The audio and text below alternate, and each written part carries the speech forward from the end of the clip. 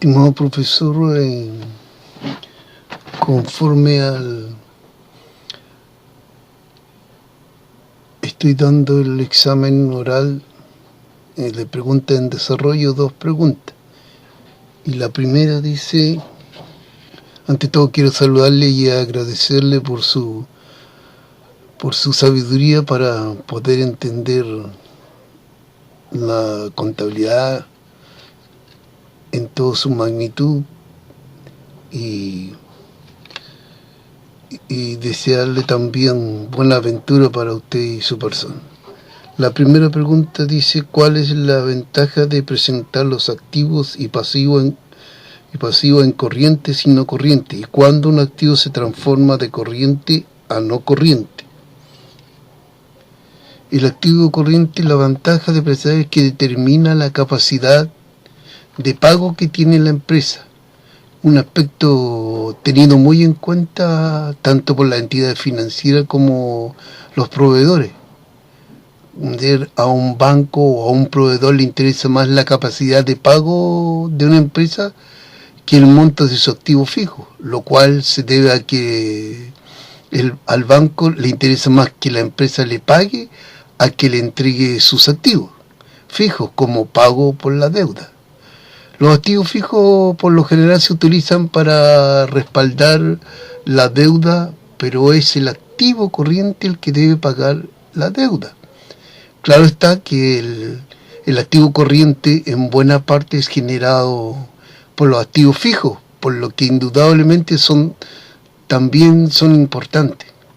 Los activos fijos son aquellos que no varían durante el ciclo de explotación de la empresa o el año fiscal. Por ejemplo, el edificio donde una fábrica monta sus productos en un activo fijo porque permanece en la empresa durante todo el proceso de producción y venta de productos. Entre los activos no corrientes, la ventaja de presentarles es que están los activos fijos como maquinaria y equipos, vehículos, construcciones y edificaciones, terrenos, etcétera. Igualmente, dentro de los activos no corrientes tenemos los activos intangibles, las inversiones a largo plazo y a cualquier otro activo que la empresa no pueda o no quiera enajenar en el corto plazo. El activo no corriente es un elemento importante de la estructura financiera de la empresa, por cuanto este tipo de activos no sirven para respaldar la liquidez o necesidad de dinero en el efectivo de la empresa en el corto plazo.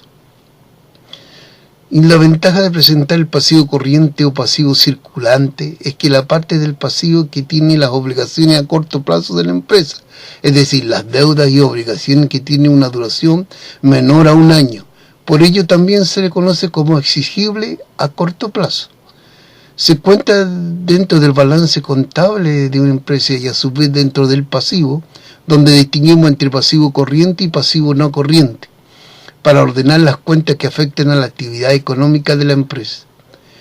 En el conjunto del pasivo encontramos las deudas y obligaciones de pago que ha contraído la empresa para financiarse. Lo que diferencia el pasivo corriente del pasivo no corriente no es su naturaleza, sino el plazo que tenemos para pagar la deuda, es decir, ¿qué haremos frente a aquellas obligaciones con vencimiento no superior a un año y que se ha generado dentro del ciclo normal de explotación, que tiene una duración de 1 año? El pasivo corriente es toda aquella deuda que o bien presenta un vencimiento superior a 1 año, o bien con unas características diferentes a las obligaciones crediticias habituales. Por ello, muchos especialistas califican genéricamente el pasivo no corriente como deuda a largo plazo. La diferencia no es en absoluto venial, puesto que una incorrecta clasificación de los pasivos de una empresa o de un banco pueden acarrear serios problemas de solvencia. Su conocimiento también es importante con vistas a los pagos fiscales.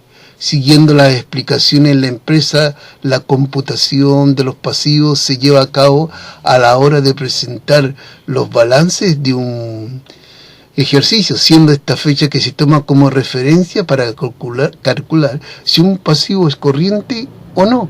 Generalmente la abundancia de pasivos no corrientes genera un cierto alivio a medio y corto plazo, pero obliga a las compañías a establecer un calendario de pagos apropiado. Por ello, la mayoría de las emisiones de deuda se realizan a 5 y 10 años. ¿Y cuándo un activo se transforma de corriente a no corriente? Un activo se transforma de corriente a no corriente como ser caja y banco. Naturalmente que estos son activos corrientes, puesto que ya son dinero en efectivo. En este grupo no deben incluirse los certificados de depósito a término que se tienen una entidad financiera, puesto que estos se consideran una inversión y no se pueden considerar efectivos hasta tanto no venza el plazo pactado, plazo que si es inferior a un año se considera activo corriente. De lo contrario, será activo no corriente. Las inversiones que corresponden a los recursos que la empresa ha invertido en títulos, valores, acciones y cuotas partes entre otros, iguales que los certificados de depósito a término. Las inversiones se deben clasificar según el tiempo necesario para convertirlas en efectivo. Por costumbre se ha considerado que todas las inversiones se clasifican en activos corrientes y no siempre es así. Toda vez que bien puede existir inversiones que aunque sea posible convertirlas en efectivo, no es la intención de la empresa.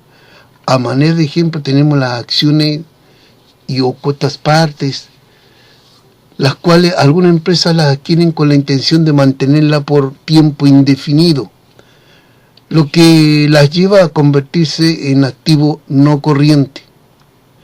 Los inventarios por obligación deben ser activos corrientes, puesto que una empresa no puede darse el lujo de comprar mercancías para almacenarla durante meses o años, de hacerla incurrir en un alto costo financiero, por tener recursos inmovilizados que no generan rentabilidad alguna. Lo ideal es el caso de los inventarios acercarse en lo posible a lo que se conoce como inventario cero, producción justo a tiempo.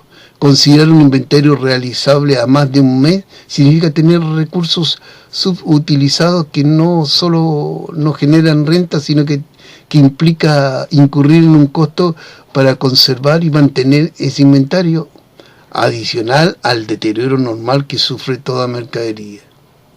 Esa es la primera pregunta, profesor. Y la segunda pregunta dice, indique cuáles son los principales rubros de los pasivos corrientes y explique al menos un ítem que lo componen. Rubro contable es aquello vinculado a la contabilidad, la técnica o herramientas que permiten registrar los movimientos financieros o económicos. Un rubro contable, por lo tanto, es el apartado que permite agrupar diferentes cuentas.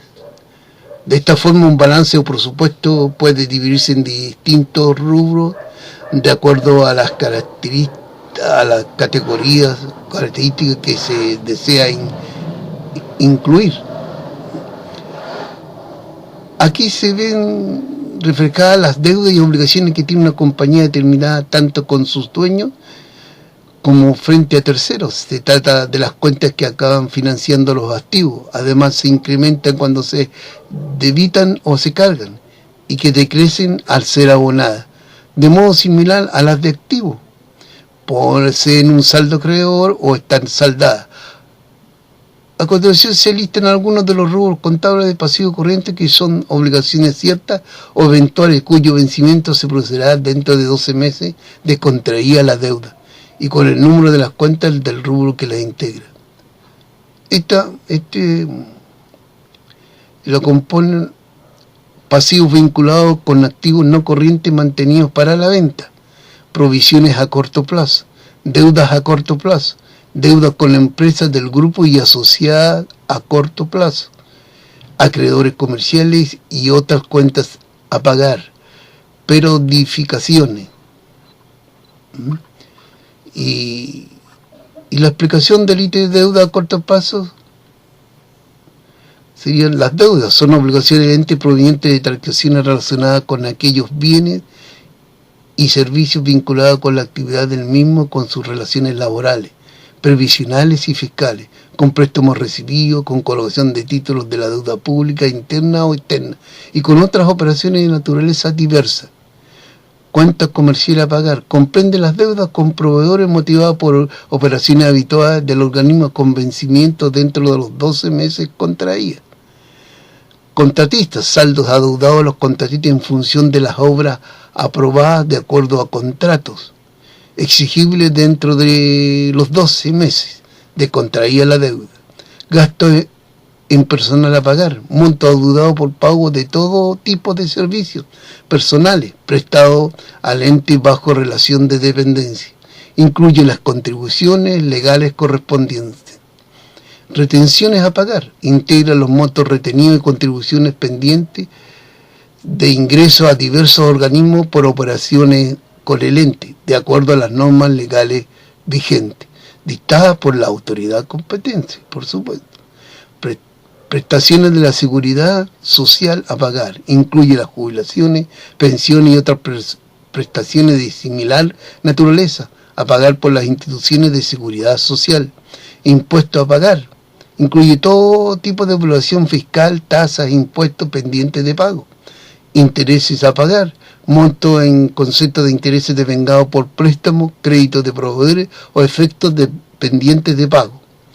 Transferencias a pagar, incluye los importes de las transferencias a organismos devengadas y pendientes de pago. Otras cuentas a pagar, comprende las cuentas a pagar no contempladas en los conceptos anteriores. Eso es, profesor, en cuanto a la segunda pregunta, y muchas gracias por su sabiduría en Contabilidad 2. Que Dios les bendiga.